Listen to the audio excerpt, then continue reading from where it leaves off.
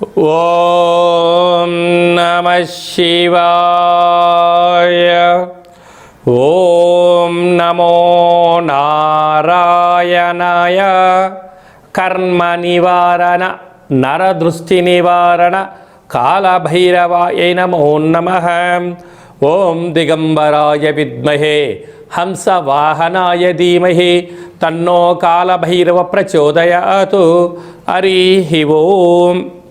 వీక్షకులకి ప్రేక్షకులకి ప్రియ కాళభైరవ భగవద్బంధులకి స్వాగతం పలుకుతూ మమ్మల్ని ఎంతగానో ఆదరిస్తూ ఉండబడినటువంటి ప్రియ సోదర సోదరీమణులకు, జ్యోతిష్ అభిమానులకు, సనాతన ధర్మ సంరక్షకులు అందరికీ కూడా అడ్వాన్స్గా మహాశివరాత్రి పండుగ శుభాకాంక్షలు.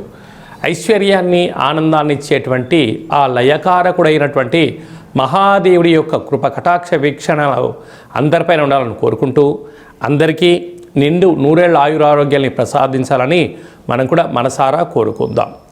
16/2/2026 నుండి 28/2/2026 వరకు పుట్టినటువంటి వారందరూ కూడా ముందస్తుగా జన్మదిన శుభాకాంక్షలు.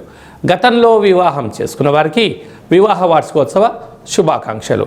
ద్వాదశ రాశుల్లో గ్రహ గమనాల్ని వీక్షింపచేద్దాం.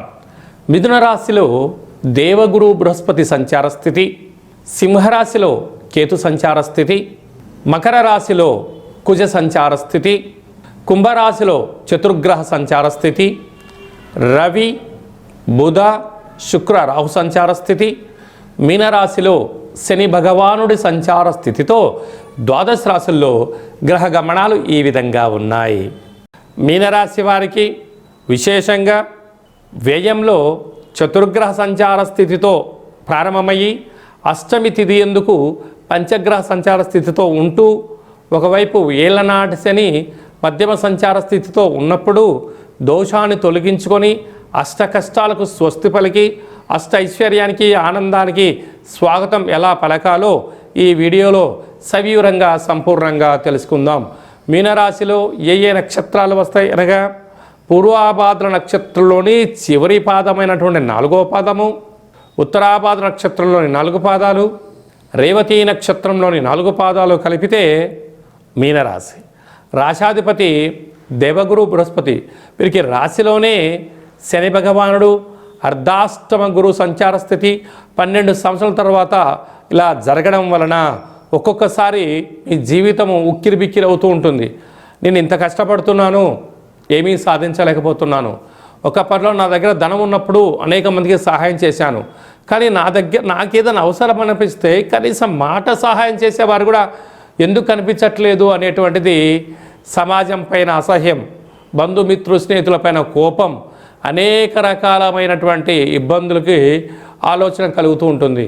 కానీ ఇది తాత్కాలికమే అని మీకు తెలిసినను గ్రహ సంచార స్థితి అనుకూలంగా లేనప్పుడు ఇది నా ఒక్కడికే జరుగుతుంది, ప్రపంచంలో ఎవరికి జరగట్లేదు అన్న భావన మీకు కలుగుతూ ఉంటుంది. ఎన్నడూ లేనటువంటి విధంగా వ్యయంలో ఆత్మకారకుడు రవి, బుద్ధికారకుడు బుధుడు, కళత్రతకారకుడు శుక్రుడు, నరదృష్టి వాసుదృష్టికారకుడు రాహు సంచారం చేయడం వలన ప్రధానంగా గుర్తుపెట్టుకోవాల్సిన అంశము అమావాస్య తిథి యందున, అష్టమి తిథి యందున కొత్త పనులు ప్రారంభించకపోవడం, దూర వాయు జల ప్రయాణాలు పెట్టుకోకపోవడం, షేర్లలో పెట్టుబడులు పెట్టకపోవడం, అప్పులు ఇచ్చి పుచ్చుకునే విధానానికి దూరంగా ఉండి తీరాలి. లేకపోతే భారీగా నష్టపోవడం, వాహన ప్రమాదాలు, యంత్ర ప్రమాదాలు పొంచి ఉన్నాయి. కనుక ఇలాంటి కాల సమయంలో కూష్మాండ దీపము, కాళభైరవ దర్శనము, రుద్రాభిషేకము, వెంకటేశ్వర స్వామివారికి తులసిమాలను సమర్పించడం, దత్తాత్రేయ గురుచరిత్రను పారాయణం చేయడం, వినడం వలన ఐశ్వర్యం ఆనందం కలుగుతుందని చెప్పి కూడా గుర్తుపెట్టుకోగలగాలి. ఫిబ్రవరి నెలలో మాఘమాసంలో ద్వితీయార్థంలో ముఖ్యమైన పండుగల గురించి క్లుప్తంగా సవివరంగా సంపూర్ణంగా తెలుసుకుందాం. మనకు 15వ తారీఖు మహాశివరాత్రి పండుగ అవుతుంది కనుక 17వ తారీఖున మంగళవారము ధనిష్టా నక్షత్ర సందర్భంగా ఇంట్లో కాళభైరవ దీపాన్ని వెలిగించడం వలన వాస్తు నరదృష్టి శత్రు ప్రభావాలు తొలగిపోతాయి. పిండి దీపాన్ని వెలిగించడం వలన సంపూర్ణమైనటువంటి మృత్యు అపమృత్యు దోషాలు తొలగిపోతాయి. కొబ్బరి నూనెతో కలిపినటువంటి పిండి దీపాన్ని పెట్టడం వల్ల ఐశ్వర్యం ఆనందం కలుగుతుంది. అంటే ఎన్నడూ లేనటువంటి విధంగా మంగళవారం ధనిష్ఠా నక్షత్రంతో కూడుకున్న అమావాస్య కనుక చాలా మహిమాన్వితమైనటువంటి అమావాస్యగా భావించగలగాలి. అనగా శని యొక్క ప్రభావాన్ని, అంగారకుడి యొక్క ప్రభావాన్ని తొలగించుకోవడం కోసం చేసేటువంటి ఏ చిన్న పూజ అయినా, స్మరణ, ధ్యానము, ఆసనం వలన అద్భుతమైన ఐశ్వర్యం ఆనందం కలుగుతుందని చెప్పి కూడా గమనించగలగాలి. 24/2/2026న పాల్గొన మాస శుద్ధ అష్టమి. అష్టమి అనగానే అష్ట కష్టాలు పోగొట్టుడు కోసము చేసేటువంటి కార్యక్రమం అని చెప్పి గమనించాలి. కనుక పాల్గొన మాసంలో అంటే తెలుగు సంవత్సరాలలో చివరి అష్టమి అంటే బహుళాష్టమి ఉండినను శుక్లపక్షంలో వచ్చే అష్టమి కనుక మనము కాళభైరవ స్వామి యొక్క స్మరణ, ధ్యానము, పూజ, ఆసనం, అష్టకాన్ని వినడం వలన సకల అష్టకాష్టాలను నేను కూడా ఈ సంవత్సరంలో వాటికి ముగింపు పలుకొని రాబోయే కాలంలో అష్టైశ్వర్యాల స్వాగతం పలికేటువంటి అష్టమిగా భావించగలగాలి.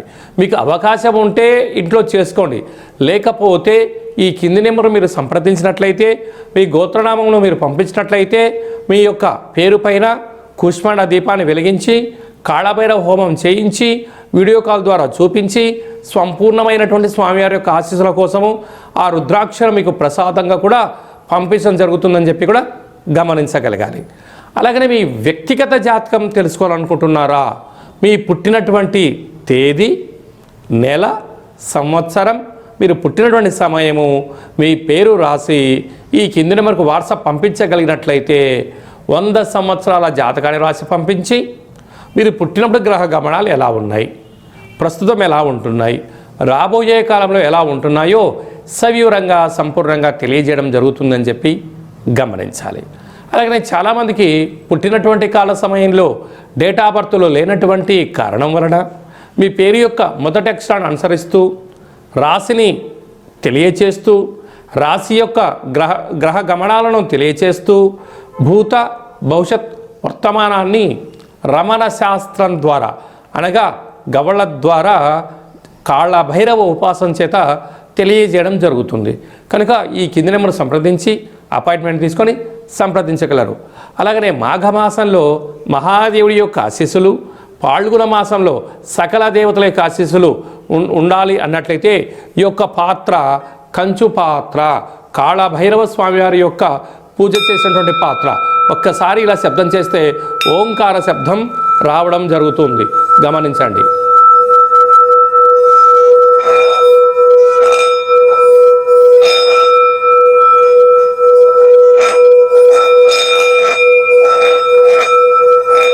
ఇలాగా ఈ శబ్దత్వరతో మనం ఎక్కడైతే చేస్తామో గృహంలో ఉండబడినటువంటి జ్యేష్ఠాదేవి బయటికెళ్ళి మనకు లక్ష్మీదేవి గళ్ళు గళ్ళుమంటూ ఇంటికి రావడం జరుగుతుంటుంది.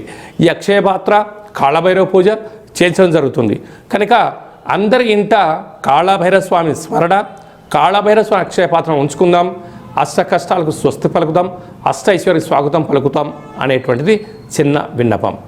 అందరికీ శుభాన్ని, జయాన్ని, ఐశ్వర్యాన్ని, ఆనందాన్ని ప్రసాదించాలని మనసారా కోరుకుంటూ ఆశీర్వచనం. శతమానం భవతి శతాయు పురుష సతేంద్రియ ఆయుష్యేవేంద్రియే ప్రతిష్టతే ధనం ధాన్యం బహుపుత్రలాభం శత సంవత్సరం దీర్ఘమాయు. సర్వే జనా సుఖినో భవంతు, లోకా సమస్తా సుఖినో భవంతు. సర్వం పరమేశ్వరార్పణమస్తు. హరి ఓం. ఈ వీడియో మీకు నచ్చినట్లయితే లైక్ చేయండి, షేర్ చేయండి. ఆధ్యాత్మికమైన భక్తి సమాచారాన్ని అందరికన్నా ముందుగా మీరు తెలుసుకోవాలి అనుకుంటున్నట్టయితే గంట సింబల్ ప్రెస్ చేయండి, ఆల్ అనే బటన్ కూడా తెలియచేయండి. ఈ భక్తి సమాచారాన్ని, భగవంతుడి యొక్క ఆధ్యాత్మిక కార్యక్రమాన్ని భగవద్బంధులకు, మిత్రులకు చేరవేయండి. హిందూ ధర్మాన్ని కాపాడండి.